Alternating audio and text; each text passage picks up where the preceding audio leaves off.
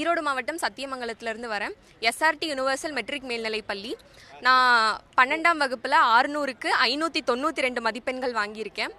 So தொகுதியில் first 3 மார்க்குள்ளே வந்ததுனால இவங்க கூப்பிட்ருக்காங்க.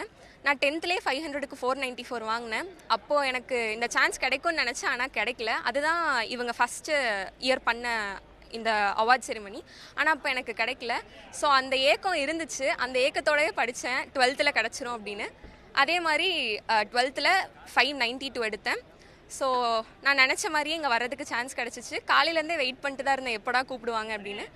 அதே மாதிரி கூப்பிட்டாங்க. ஸ்டேஜுக்கு போனேன். அண்ணா வந்துட்டு கங்க்ராச்சுலேட் பண்ணாங்க. பண்ணதுக்கப்புறம் நான் மைக் கேட்டேன் பேசணும் அப்படின்னு. தேங்க் பண்ணணும்னு நினச்சேன், அதனால் கேட்டேன்.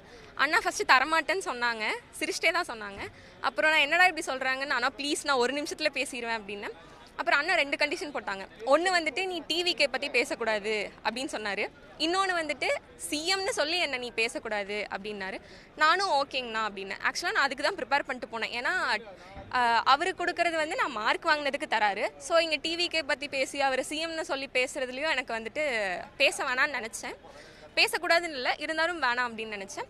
ஸோ அதே மாதிரி அவர் சொன்னார், மைக் வாங்கினேன்.